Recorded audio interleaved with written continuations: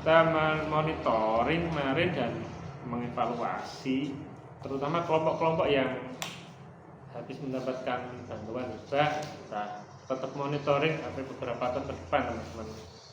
Jadi sobat ternak, nanti kalau kelompoknya dapat bantuan, monitoring, kita tetap ada monitoring pengawasan. Nah, nanti kelompok kita lihat perkembangannya, apakah bertambah baik, populasi meningkat, ataupun malah menurun. Nah, nanti kita evaluasi, kita monitoring.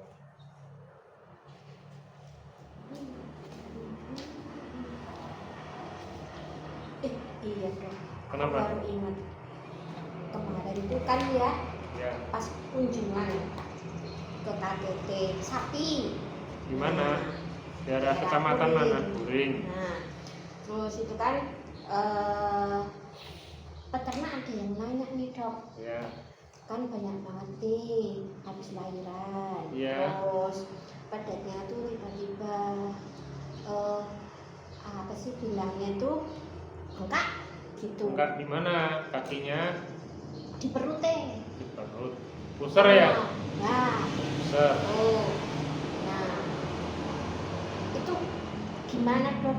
Jadi mereka nanya, kok bisa ya gitu kayak gini, terus gimana caranya biar gak kayak gini loh dok gitu.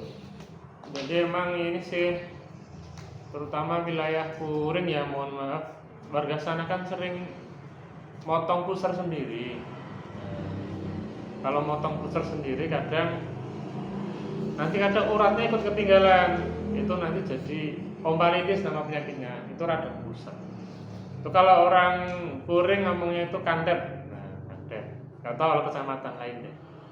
Itu kalau dipotong otomatis uratnya ketinggalan, itu bikin infeksi.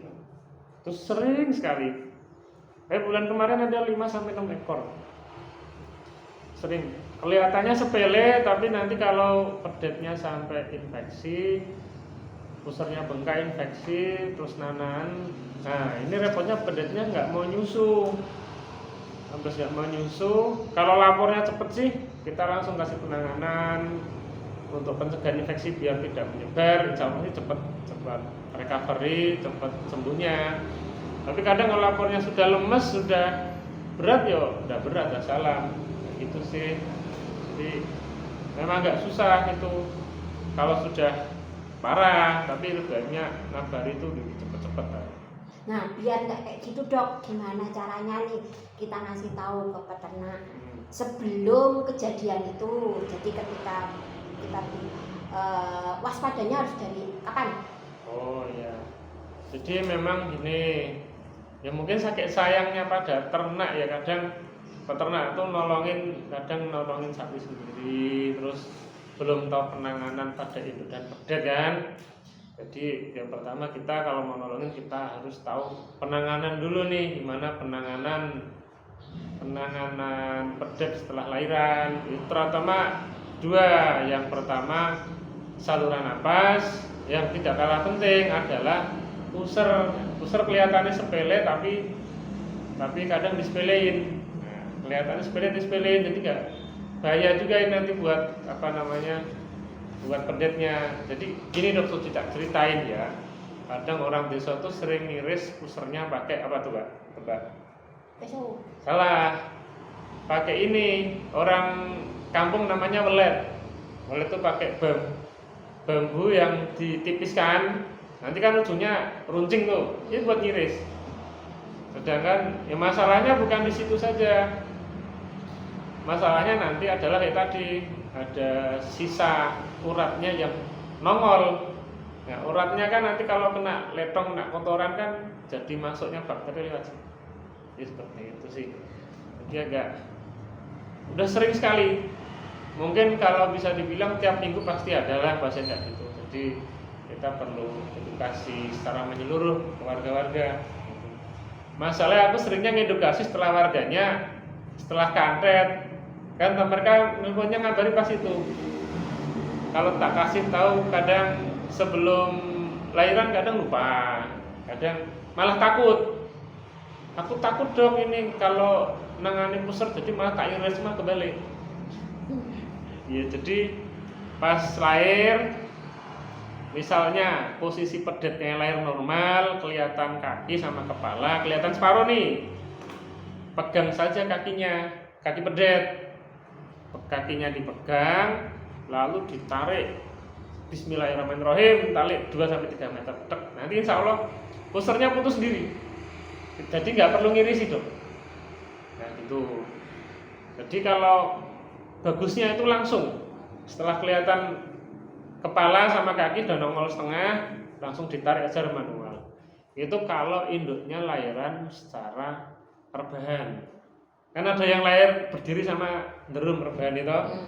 Kalau berdiri gimana? Nah kalau berdiri, kalau memang induknya kuat ngeden, udah kelihatan kaki sama kepala, induknya kalau bisa tempat lahirannya tempatnya yang lebar dan empuk. Mau yang penting bawahnya empuk dan kering. Kalau empuknya letong teles ya nggak empuk namanya, terkotor nanti hasilnya kan. Tempatnya yang empuk, nyaman, kering, yang kira-kira bersih lah nanti buat jatuhnya pedet. Karena pedet jatuh gimana? Nggak apa-apa. Yang penting bawahnya empuk. Misalnya tanah atau pasir, dok nggak bisa ngeluarin. Kandang saya bawahnya cor. Nah kalau bawahnya cor nanti bisa pakai ini dok, damen garing. Jerami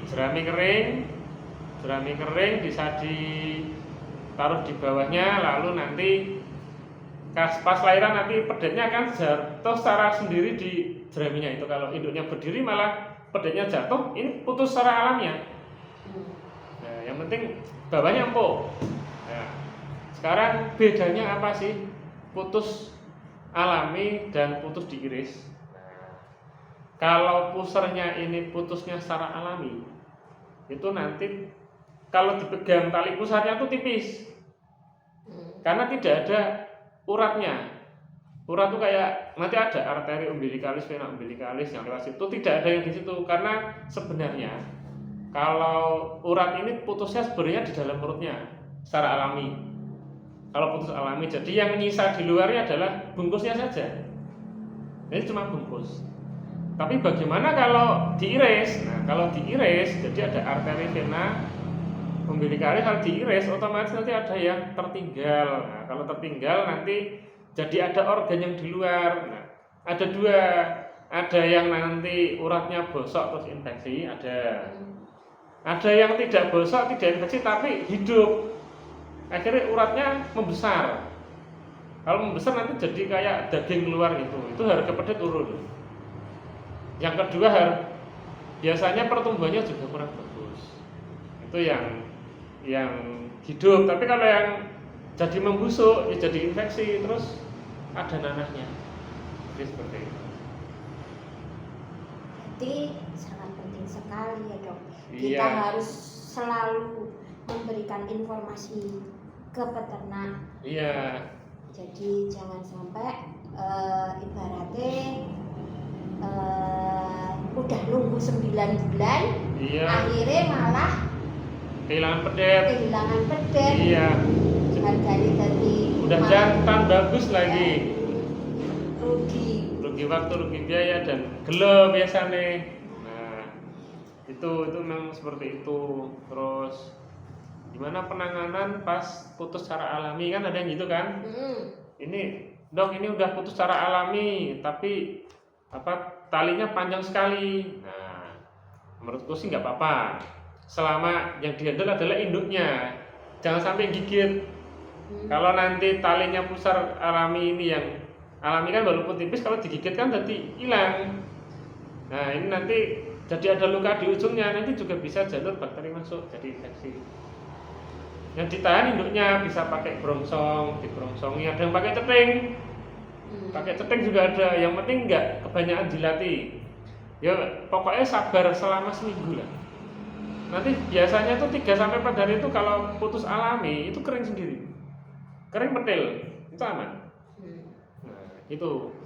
Terus dok, hari pertama sudah putus bagus sih dok, tapi hari kedua sudah terlanjur digigit induknya, kan bisa gitu. Nah saya pengalaman nih dok, pernah pakai alkohol, pakai betadine, ternyata dia water based, dia basah. Kalau basah tuh biasanya lukanya susah sembuhnya juga. buat pertama sekali tok nggak apa-apa, tapi kalau buat ulang-ulang nggak bagus. Terus pakai Gusanek bagus juga. Gusanek ini dia ada antiseptik sama yang tidak diteluri laler. Karena biasanya kalau ada infeksi itu diteluri laler jadi nyasis ada belatungnya. Terus kalau saya lebih suka pakai PK tuh.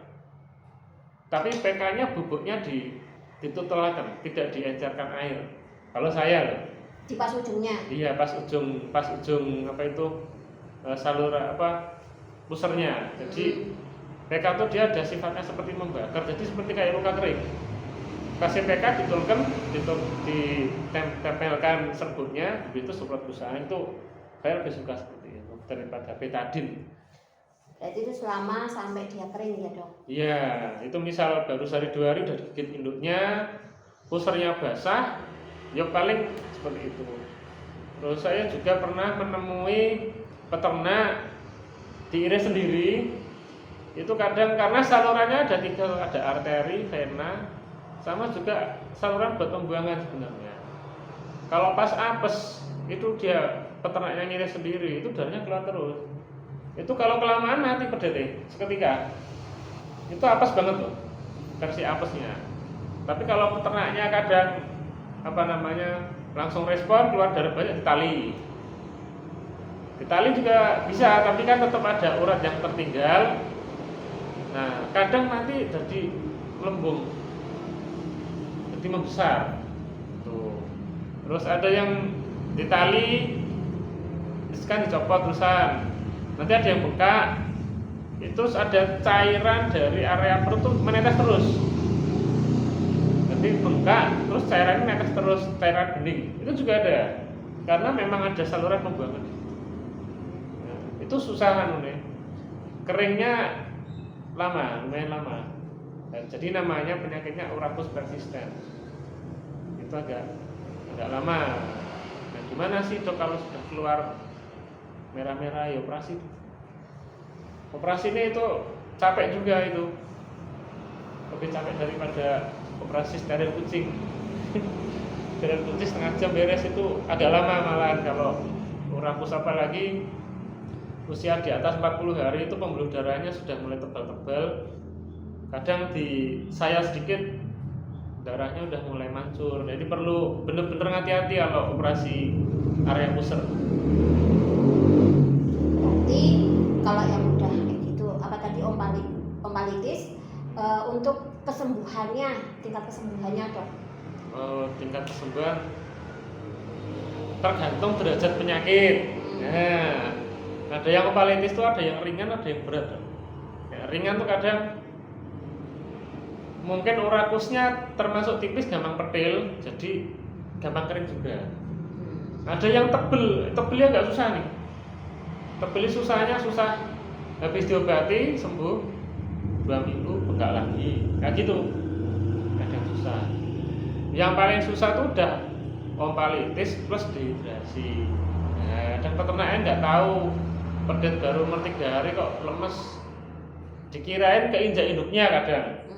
Dok injak induknya dok jadi lemes, tak cek suhunya 40 pak. Ini emang demam, karena infeksi pada pusar tuh dia biasanya sifatnya sistemik pak. Jadi demam ke seluruh tubuh, demam ya kayak kita demam nggak enak makan, nggak enak gerak kan. Jadi pedet juga mau nyusu kurang. Apesnya pedet, kalau udah 2 jam 3 jam nggak nyusu, lemes pedet tuh. Ini peternak nggak paham di situ. Jadi kalau memang sudah demam, peternak yo harus rajin diperas susunya. Jadi nggak bisa nunggu pedet seperti normal berdiri nyusu sendiri, enggak. Jadi harus diperas susunya induknya, terus diminumkan. Porsinya berapa? Ya kira-kira 2-3 jam 1 gelas. Jadi sehari butuh 8 gelas kira-kira untuk pedet. Jadi kayak gitu. Kalau kurang lemes nanti dia kalau sampai dehidrasi itu nggak bisa diobati, malah mempercepat KO nanti pedet. Jadi yang cepat KO itu dehidrasinya pedet. Jadi kadang kalau ada laporan seperti itu, aku bilang ke peternaknya diperaskan susunya dulu. Nanti kalau sudah diperaskan minum susu baru kita obati. Nah, seperti itu kalau dari tim medisnya. Jadi penyebab kematiannya tuh nggak selalu dari ompalitisnya itu, tapi juga faktor dehidrasi karena dari peternak itu juga ibaratnya nggak telaten ngobani ketika dia nggak mau nyusu. Iya, jadi kadang telat nyusu dari pagi, sore baru ngabarin gitu kadang. Ada yang dari sore pagi baru ngabarin itu udah 12 jam nggak nyusu kan. Itu pedet udah lemes, aku yakin. Jadi harus dipereskan susu. Ya kita kira 2 jam 3 jam sekali 1 gelas. Ya. Jadi jangan sampai nunggu lemes dulu ya dok. Kalau Iya. sudah lihat selama 1-2 hari dilihat, Pusernya misalnya bengkak. Ini harus respon. Jangan nunggu demam terus lemes baru ngabari, udah telat. Nah, terus kadang pernah ada yang juga ini diobati sendiri. Oh saking nganunya ya dok, wis biasa nih ngomong. Kadang seperti itu. Biasanya sih peternak ngasih misal pusernya ada belatungnya, dikasih kapur barus.